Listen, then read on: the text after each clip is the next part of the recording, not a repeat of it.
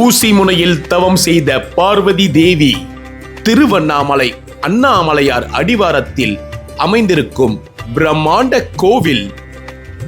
பூ உத்தரவின் மூலம் நினைத்த காரியத்தை நிறைவேற்றும் அற்புத ஆலயம். சிவபெருமான் மன்னார் சாமியாக உருவ கோலத்தில் காட்சியளிக்கும் அழகிய கோவில். ஸ்ரீ பச்சையம்மன் ஆலயம் திருவண்ணாமலை மலை அடிவாரத்தில் பிரம்மாண்டமாக கட்டப்பட்டுள்ள இந்த கோவிலின் சிறப்பை பற்றி பார்ப்போம். இதுதான் சாமியே மலை தீபம் ஏத்துறதுன்னு கேட்பாங்க. அம்மா இது ஒரு குன்று, இதுக்கு மேல இன்னும் ஒண்ணு, அதுக்கு மேலதாம்மா உச்சி அப்படின்னு. பூ உத்தரவு சொல்றீங்களே, பூ உத்தரவுங்களா, அது எப்படி சாமி? அலரி பூ உதிரிய தோல் சரத்தில் அங்கே வச்சுருவோம், இந்த பக்கம் வச்சுருவோம். வச்சுட்டு நீங்கள் குறைகள் சொன்னீங்கன்னா, அம்மா எனக்கு வந்து இந்த பொண்ணு நியமிச்சிருவோம், எனக்கு திருமாங்கல்யம் அந்த பொண்ணை கட்டலாமா, எங்கள் குடும்பம் நல்லா இருக்குமா, வாழ்க்கை இது பண்ண சரியாக இருக்குமா, நீ சொன்னீங்கன்னா நாங்கள் செய்கிறோம், இல்லைன்னா விட்டுறோம் அப்படின்னு சொல்லுவாங்க. அதே மாதிரி 2 பக்கம் பூ வச்சுட்டு வர்ணிப்போம். பாட்டு வர்ணிக்கும் போது அந்த அம்மா வலதுபுறம் கொடுத்தா நல்லது, இடதுபுறம் கொடுத்தா வானான்னு அர்த்தம்.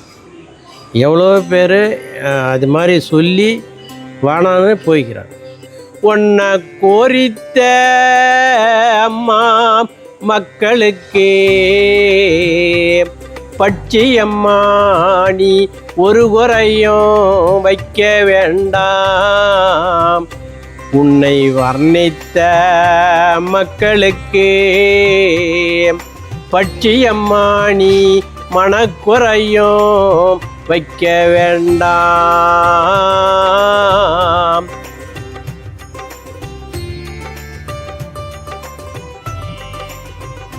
அழகா மலையை ஒட்டி இருக்கிற கோவிலுங்க, சூப்பரா இருக்கும் கோவில், ரொம்ப ஸ்பெஷல். இங்க நிறைய பேருக்கு குலதெய்வம் இந்த பச்சையம்மன் கோவில். திருவண்ணாமலையில நிறைய பேருக்கு முக்கியமான விஐபிங்களுக்கெல்லாம் குலதெய்வம் இந்த பச்சையம்மன் கோவில் தான்.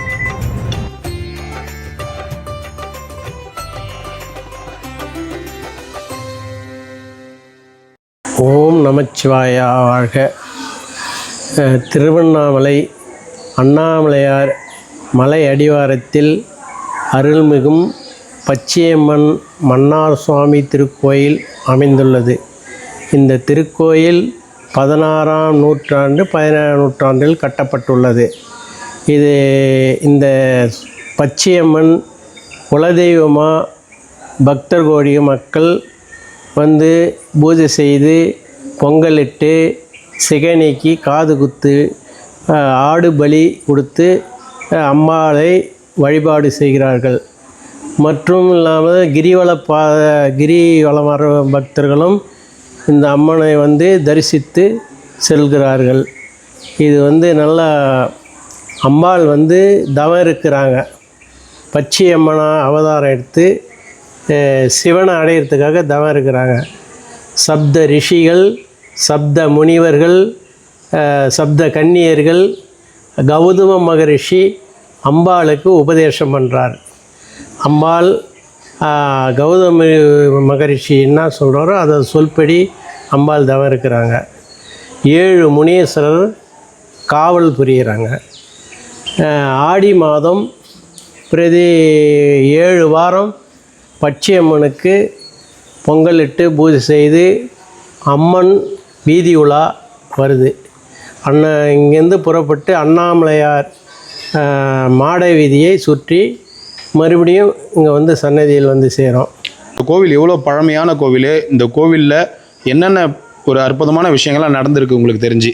அம்பாளுக்கு வந்து இந்த கோவிலில் வந்து பூஜை செய்து பொங்கல் வச்சு கல்யாணம் திருக்கல்யாணம் பண்ணாங்க, பூ உத்தரவு கேட்பாங்க, நிலம் வாங்க, கிணறு வெட்ட, கேஸு அது நிறைவேற எல்லாத்துக்கும் அம்மாவை வந்து பூ வச்சு உத்தரவு கேட்பாங்க. அம்மா சொல்படி கரெக்டாக எதுவுமே குறையில்லாமல் நடக்குது. மக்கள் நிறைய பேருக்கு நடந்திருக்குங்களா? நடந்திருக்கு. எல்லாரும் நிறைய பேர் நிறைய பேர் வருவாங்க. திருமாங்கல்யம் கல்யாணம் சொல்கிறதுக்கு உத்தரவு கேட்டது செய்வாங்க. நிறைய பேர் நிறைய வேண்டுதல், தண்ணி ஜலம் கிடைக்க உத்தரவு நிறைய பக்தர்கள் வந்து கேட்டுன்னு போய் செய்திருக்கிறாங்க. நான் நிறைவேற்றி இருக்குது. என்கிட்ட வந்து மறுபடியும் சாமி நீங்கள் சொன்ன மாதிரி நிறைவேறி இருக்குது, எங்களுக்கு நல்ல சந்தோஷமாக இருக்குது அப்படின்னு வந்து பூஜை பண்ணுவாங்க. அந்த பாக்கியத்துக்கு அம்பாள் மடியில் எலுமிச்சம்பழம் வச்சு வர்ணித்து அதை புத்திரதானம் கொடுக்கணும்மா பச்சையம்மான்னு அவங்களுக்கு கொடுப்பேன். அவங்க அதை வெறும் பழத்தை மென்று சாப்பிட்டு அதில் புத்திரதானம் குழந்தை உண்டாகி வந்து சொல்லியிருக்கிறாங்க. நீங்கள் குழந்தை பிறந்து குழந்தையோடு எடுத்தாந்து மடியில் வச்சு எனக்கு ஆசீர்வாதம் பண்ணணும். 7 முனீஸ்வரர்கள் வந்து முன்னாடி அழகா இருக்கு. திருவண்ணாமலை அந்த 7 மலை அடிவாரத்தில் அழகா 7 முனீஸ்வரர்கள் சிலை வந்து அழகா இருக்கு. இன்னும் நிறைய அற்புதமான கோவில் உள்ள இன்னும் கருவறையில் போனால் ரொம்பவே பிரமாதமாக இருக்குது. ஏன்னா உள்ள அத்தனை கௌதம மகரிஷி சிலை, அவர் மன்னார் சாமி பச்சையம்மன் மன்னார் சாமி அவருடைய சிலை, பச்சையம்மனுடைய மூலவர், அதுபோல் உற்சவருடைய சிலை நிறைய உள்ள வந்து இன்னும் சிலைகளாக, அதாவது நிறைய கோவிலில் பார்த்துருப்போம். இல்லைன்னா அது எப்படின்னா அம்பாள் வந்து தவம் இருக்கிறாங்க. தவம் இருக்கும்போது தேவர்கள், ரிஷிகள், சப்த கன்னியர்கள், சப்த முனிவர்கள் எல்லாருக்கும் அம்மா வந்து புடை சூழ்ந்து கௌதம மகரிஷி என்ன உபதேசம் பண்ணுறாரோ அதைப்படி அந்த அம்மா தவம் இருக்கிறாங்க. கௌதம மகரிஷி வந்து காட்சி கொடுக்குறாங்க. கௌதம மகரிஷியுடைய உபதேசத்துக்கு என்னங்க அந்த அம்மா வந்து தவம் இருக்கிறாங்க. கோயிலுடைய அதிகம் திருவண்ணாமலையில் எந்த கோயில்லையுமே இது மாதிரி இருக்காது. இந்த கோயிலில் மூலஸ்தானம் வந்து நல்ல அகண்டா இருக்கும். தேவர்கள்லாம் சுற்றி இருக்கிற மாதிரி அந்த காலத்தில் மண்டபம் மாதிரி அமைச்சு அந்த மண்டபத்தில் அம்பாள் உட்காந்து நடுவில் மீதி எல்லா தேவர்கள்லாம் எல்லா ரிஷிகளாம் முனிவர்கள்லாம் இருந்து அம்பாளுக்கு தபசு நிறைவேற 7 முனீஸ்வரர் காவல் இருக்கிறாங்க. அது வந்து அம்மா தவம் இருக்கிறாங்க. அது வந்து ஒரு ரமணர் பகவான் வந்து இங்கே வந்து குளக்கரையில் வந்து ரமண பகவான் இங்கே வந்தாருங்களா? இப்போ எந்த நூற்றாண்டு? அது வந்து அந்த பிளக்குன்னு ஒரு நோய் வந்ததான், பிளேக் நோய். ஆமாம், பிளேக் நோயின்னு ஒன்று வந்து அந்த வந்திருக்கும் போது அவர் வந்து இங்கே 6 மாதம் அந்த குளக்கரையில் தங்கி இங்கே தவம் இருந்தார். பிளேக் நோய் வரும்போது ரமண பகவான் வந்து இங்கே 6 மாதம் இங்கே தங்கி தவம் இருந்தார். பூ உத்தரவு சொல்கிறீங்களே, பூ உத்தரவுங்களே, அது எப்படி சாமி? அலரிப்பூ உதிரிய தோல் சரத்தில் அங்கே வச்சுருவோம், இந்த பக்கம் வச்சுருவோம். வச்சுட்டு நீங்கள் குறைகள் சொன்னீங்கன்னா, அம்மா எனக்கு வந்து இந்த பொண்ணு நியமிச்சிருவோம், எனக்கு திருமாங்கல்யம் அந்த பொண்ணை கட்டலாமா, எங்கள் குடும்பம் நல்லா இருக்குமா, வாழ்க்கை இது பண்ண சரியாக இருக்குமா, நீ சொன்னீங்கன்னா நாங்கள் செய்கிறோம், இல்லைன்னா விட்டுறோம் அப்படின்னு சொல்லுவோம். அதே மாதிரி 2 பவும் பூ வச்சுட்டு வர்ணிப்போம். பாட்டு வர்ணிக்கும் போது அந்த அம்மா வலதுபுறம் கொடுத்தா நல்லது, இடதுபுறம் கொடுத்தா வானான்னு அர்த்தம். எவ்வளோ பேர் அது மாதிரி சொல்லி வானான்னு போய்க்கிறாங்க. இங்கே பூ வந்து வரலன்னா வேணாம், அந்த சம்மந்தத்தை இது பண்ணிக்க மாட்டாங்க, அதை விட்டு பேசி அந்த விஷயத்தை எடுத்துக்கவே மாட்டாங்க. ஆனால் வலதுபுறம் வந்துச்சுன்னா அது கண்டிப்பாக நடக்கும்ன்ற நம்பிக்கையில் போவாங்க. நடந்து இருக்கு. வாகனம் வாங்க, வீடு கட்ட, நிலம் வாங்க, போர் நிலம், கிணறு வெட்ட, கல்யாணத்துக்கு, இந்த கோர்ட்டு வழக்கு கேஸுக்கு எல்லாத்துக்கும் உத்தரவு, எல்லாத்துக்கும் சொல்லுவோம். ஆனால் மூலஸ்தானத்து உள்ளதான் இது நடக்கும். மூலஸ்தானத்து உள்ளதான் அம்பாளோட சன்னதியில் தான் 2 பக்கமும் பூ வச்சுட்டு வர்ணிப்போம். அந்த வர்ணனை கொஞ்சம் பாடுங்க. அந்த வர்ணனை என்ன வர்ணிப்பீங்க அது மட்டும் சொல்ல. ஏன்னா மூலஸ்தானம் தான் எடுக்கக்கூடாதுன்ட்டீங்க, நீங்கள் என்ன வர்ணனை இது பண்ணுவீங்க அதை மட்டும் சொல்லுங்கள். அண்ணா அம்மா துதி பாடிட்டுமா?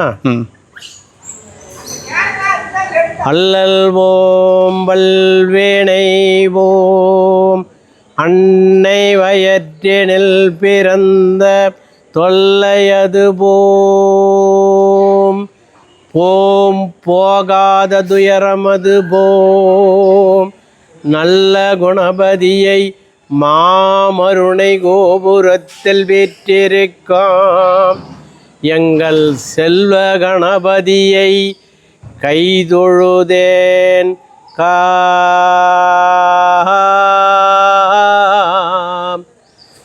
சுந்தரி சவுந்தரி நிரந்தரியே அம்மா நீ ஜோதியா நின்ற உமையே உன்ன சுக்கிர வாரம் தன்னில் இவர்கள் உனை கண்டே தரிசித்தவர்கள் இவங்க துன்பத்தை மாற்றிவிடுவார். அப்படி ஆனந்த அம்மா வாழகியே எங்கள் அபிஷேக பத்தினிய இந்த ஈசான்ய அம்மா கரையில் வாழும் ஒரு ஏழ சிவன் தேவியம்மா கோரித்த அம்மா மக்களுக்கு பட்சியம்மா நீ ஒரு குறையும் வைக்க வேண்டாம். உன்னை வர்ணித்த மக்களுக்கு பட்சியம்மா நீ மனக்குறையும் வைக்க வேண்டாம். இவர்கள் எல்லோரும் அம்மா குடும்பத்தோடு வந்தே உனக்கு அர்ச்சனைகள் செய்து வைப்பார். உன் கோவில் நல்ல அடுமையாச்சே இவர்கள் கொண்டாடும் அம்மா பாலன் அம்மா உன் சன்னதி மைந்தனாச்சே என் சங்கரிய காருமம்மா இவர்கள் உன்ன கையேந்தி அம்மா வரங்கேட்கும் ஒரு கனகவரம் நீ கொடம்மா. இவர்கள் உன்ன மடியேந்தி பட்சியம்மா வரங்கேட்கும் என் மாதாவே வரமளிக்க வேண்டுமம்மா. அப்படி ஏமம்மல்லாம் ஜாமம்மல்லாம் பட்சியம்மா இவர்கள் எழுந்திருந்த வேலையெல்லாம் நீ கூட நல்லோ அம்மா குடியிரும்மா. நீ கூடாரம் போட்டிருந்தே நீ தட்டினல்லோ பட்சியம்மா எழுப்பியம்மா. இந்த மக்கள் தலமாட்டில் அம்மா குடியிரும்மா. அப்படி உன்னை போல் பெண்ணாச்சே எங்கள் உத்தமிய நீ காருமம்மா. கற்றிய அம்மா மாங்கல்யம் இந்த காமாட்சி போல் காத்திருந்தே அப்படி என்னும் அம்மா சுகம் போலே பட்சியம்மா இவர்கள் குடும்பம் என்றும் போலம்மா. அந்த ஈஸ்வரி போல் இவர்கள் எல்லோரும் வாழ்ந்திருக்க வேண்டுமம்மா. ஓம் சக்தி. சூப்பர் சாமி, நல்லா அருமையாக இருந்தது. இப்படி பாடி தான் வந்து வரம் கேட்பீங்க? வரம் கேட்பீங்க. இதுமாரி எந்த விஷயம் நான் பண்ண, இந்த விஷயம் நான் பண்ணால் நல்லா இருக்குமா, சரியா இருக்குமா அப்படின்னு சொல்லிட்டு இப்படி பாடி வந்து வரம் கேட்பீங்க. இப்படி பாடி நீங்கள் வரம் கேட்கும் போது இடபாகத்தில் விழுந்தா வேணாம், வலபாகத்தில் விழுந்தா பண்ணலாம், தைரியமா பண்ணலாம். எல்லாத்துக்குமே அப்படி நடந்திருக்கிற நிறைய விஷயங்களுக்கு நிறைய நடந்திருக்கு. பக்தர்கள் நிறைய வந்து சொல்லி இருக்கிறாங்க, வந்திருக்காங்க. நிறைவேற்று சாமி உத்தரவு வாங்கி போனால் கரெக்டாக அதே மாதிரி எங்களுக்கு கொடுத்தாங்க. ஆமாம், சரிங்க சாமி. அப்படின்னு எங்கிட்ட வந்து சொல்லுவோம். சரி சரி. சொல்லி அம்மா அர்ச்சனை பண்ணி. கண்டிப்பாக ஒரு அற்புதமான ஒரு இயற்கை சூழ்நிலையில் அமைஞ்ச கோவில் இது. ஒரு மலை ஓரத்தில் சுற்றிலும் காடு, சுற்றிலும் காட்டுக்கு சுற்றி நிறைய காடு. இப்போ தான் வீடுங்க, இப்போ தான் வீடு வீடு காடு தான். ஆமாம், இப்பயும் வந்து இந்த ரோடே இருக்காது. ஆமாம் ஆமாம், நடப்பாதை, நடந்து தான் வரணும். சுற்றி எல்லாம் சப்பாத்தி காடுங்க எல்லாமே. வண்டியெலாம் எதுவும் வர முடியாது, எல்லாமே அங்கே தான்.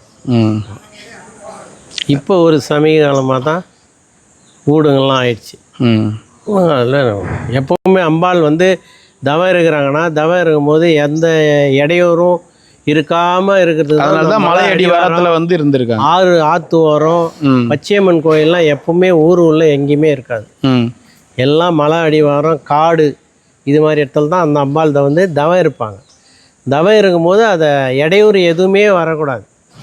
அதுக்கு தான் தேவர்கள் ரிஷிகள்லாம் வந்து அம்பாளை சுற்றி எல்லாரும் இருக்கிறது. அதில் இந்த பச்சையம்மன், திருவண்ணாமலை பச்சையம்மன் கோயிலில் வந்து எந்த கோயில்லையுமே அது மாதிரி இருக்காது. இதில் வந்து ஐதீகமாக அந்த காலத்துலேருந்தே இருக்குது. நாங்களாக எதுவும் ஏற்படுத்தலை, முன்னோர்கள் காலத்துலேருந்தே எல்லாமே இருக்குது. இப்போ புதுப்பித்தோம் எல்லாத்தையும், அவ்வளோதான். புதுப்பித்து கும்பாபிஷேகம் பண்ணோம். மண் வந்து மலையோரத்தில், காட்டு ஓரத்தில், நதி ஓரத்தில், ஆமாம், அந்த மாதிரி தான் இருப்பாங்க. அந்த மாதிரி தான் இருப்பாங்க, தவம் இருக்கிறாங்க. பார்வதி தேவி பச்சைமா அவதாரம் எடுத்து சிவபெருமான் எடுத்து தவம் இருக்கிறதுலாம் அவங்க எப்பவுமே ஒதுக்கு எல்லையில தான் இருப்பாங்க. பச்சை அம்மன் சாமிக்கு எப்படி சாமி பேர் வந்தது? பச்சை அம்மன் பார்வதி தேவி பச்சை வாழையாக பந்தல் போட்டு பச்சை ஆடை உடுத்தி பச்சை அம்மனாக வந்து பச்சை மேனியாக இருந்து அந்த அம்மா வந்து அப்படியே தியானம் பண்ணுறாங்க. தியானம் பண்ணி சிவனை வந்து அடையணுன்றதுக்காக தியானம் பண்ணுறாங்க. நன்றி, உங்களுடைய நிறைய விஷயங்கள் சொன்னீங்க. ரொம்ப ரொம்ப நன்றி சாமி.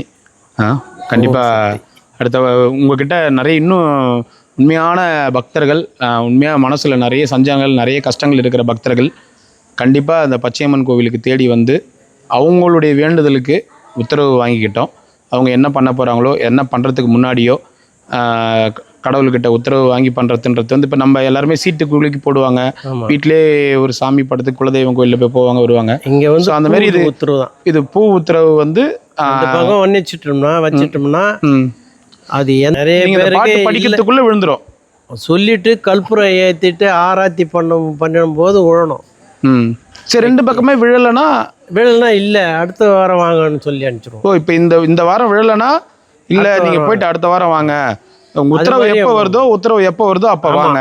ஒவ்வொருத்தருக்கு உடனே கிடைச்சிடும், ஒவ்வொருத்தருக்கு கிடைக்காது. ரெண்டு பக்கமே கொடுக்காது. அது ஏன் அப்படி இருந்தால் அவங்க என்ன பண்ணுவாங்க? அதுக்கு ஏதோ குறை இருக்குன்னு நினச்சின்னு தான் ஆகும். ஓ, அதுக்கு எதனா நம்ம பரிகாரம் பண்ணி அந்த உத்தரவுக்கு எதனா குறை இருக்குன்னு அதுதான் அடுத்த ட்ரூப் வாங்க, அடுத்த மாதம் வாங்க, இல்லை அடுத்த வாரம் வாங்க, அப்படி சொல்லி அனுப்பிச்சார். உத்தரவு வர வரைக்கும் வாங்க அப்படின்னு. சில பேருக்கு வேணான்னு சொல்லி கொடுத்துருவோம். சில பேருக்கு ரெண்டு பக்கமே கொடுக்காது. நானும் 1 மணி நேரமாக வண்டிப்போம். இந்த பாட்டுங்களாம் இன்னும் பாட்டுக்குது ஒரே 1 மணி நேரம் ஆகும். சில பேருக்கு 10 நிமிஷத்தில் கொடுத்துரும். அப்படியும் உண்டு. அது எல்லாமே நம்ம எந்த அளவுக்கு மனசார கடவுளை வேண்டிட்டு வரோமோ, நம்பிக்கையோட வரோமோ, அந்த நம்பிக்கை பிரகாரம் நடக்கும் எல்லாமே. நம்பிக்கை இருந்தால் எல்லாமே கடவுள் இந்த கடவுள் கண்டிப்பாக நமக்கு இன்னைக்கு உத்தரவு கொடுப்பாரு, அந்த வேண்டுதலும் நம்பிக்கையும் இருந்தால் அது கண்டிப்பாக நடக்கும். சரி சார், ரொம்ப சந்தோஷம் சாமி. உங்கள் பேருங்க சாமி? பச்சையப்பன். பச்சையப்பன், சரி சரி, ரொம்ப சந்தோஷம் சாமி. நீங்கள் பூசாரியாக இருக்கீங்களா? பூசாரியா. எவ்வளோ நாளாக இருக்கீங்க சாமி? 15 வயசுலேருந்து இருக்கிறேன். 15 வயசுலேருந்து இந்த கோவில்? 65. எனக்கு இன்னைக்கு 65, 67, கிட்டத்தட்ட 52 வருஷமா இருக்கிறீங்க இந்த கோவிலில். வந்து 52 வருஷமா பூஜை பண்ணிட்டு இருக்கிறீங்க. நீங்க அப்போ கல் மண்டபமா பார்த்துருப்பீங்க. மண்டபம் இதெல்லாம் கிடையாது. ஆமாம், கல் மண்டபம் கிடையாது. ஆமாம், இந்த மண்டபம்லாம் கிடையாது.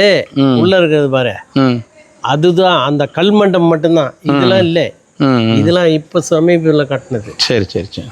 உள்ள இருக்கிறது பூரா அது முன்னோர்கள் கட்டினது. சரி சாமி, சரி சாமி. இப்போ அந்த மேலே இருக்கிறது வந்து வரலாறு. அது ஆமாம், அது வந்து அருணாசல புராணம், அந்த சிவன் சக்தி பார்வதி அவதாரம் ஃபுல்லாக. ஓ ஓ, ஓகே. கடைசியில் அதில் போய் முடியும், அங்கே போய் முடியும். ஆமாம், சரிங்க சாமி, சரிங்க சார். எல்லா அதிகமாக இந்த மலை வந்து நிறைய பேருக்கு மலையடிவாரம்னா நிறைய பேருக்கு இது தெரியாது. எப்படிடா இது மலையடிவாரம்னு தூரமாக வந்து பார்க்குறவங்களுக்கு அந்த சைடில் ஒரு குன்று மாதிரி இருக்கும். அந்த குன்று கீழே தான் அந்த கோவில் இருக்குன்றது நிறைய பேருக்கு தெரியாது. அந்த குன்று இருக்கு பாருங்க, அந்த குன்று கல்லு, குன்றுக்கு மேலே மலை நம்ம தூரமாக வந்து பார்க்கும்போது மலையில சைடில் ஒரு குன்று இருக்கும்ல, அந்த குன்றுக்கு கீழேயே இந்த கோவில்ன்றது தெரியல நிறைய பேர். பக்தர்கள் வந்து இதுதான் சாமியே மலை தீபம் ஏத்துறதுன்னு கேட்பாங்க. அம்மா இது ஒரு குன்று, இதுக்கு மேலே இன்னும் ஒன்று, அதுக்கு மேலே தாம்மா உச்சி அப்படின்வான். 3 ஸ்டெப்பு. இப்போ இங்கே இருக்கிறது ஒரு ஸ்டெப்பு, இதுக்கு மேலே அந்தாண்ட பக்கம் ஒரு ஸ்டெப்பு, இதே மாதிரி இருக்கு. அதுக்கு மேலே தான் உச்சி தீபம் ஏற்றுறது. 3 ஸ்டெப், அதாவது 3 அடுக்கு, அந்த 3 முகம் அப்படியே தெரியும். சரி சரி சாமி. நீ எந்த பக்கம் போய் பார்த்தாலும் அந்த மலையினுடைய தோற்றம் அந்த 3 தோற்றமாக தெரியும். சரி சரிங்க சார். சரிங்க சாமி. சரி, ரொம்ப சந்தோஷம். ரொம்ப நன்றி. உங்களுடைய நேரத்தை வந்து கொடுத்ததுக்கு ரொம்ப ரொம்ப நன்றி. ஓம் சக்தி. ஓம் சக்தி. வாழ்க வளமுடன். ஓம் நமச்சிவாய. தீர்க்காயுசா இருக்கணும். எல்லாரும் நல்லா இருக்கணும். நமச்சிவாய. வாங்க வாங்க சார், வாங்க. ரைட்.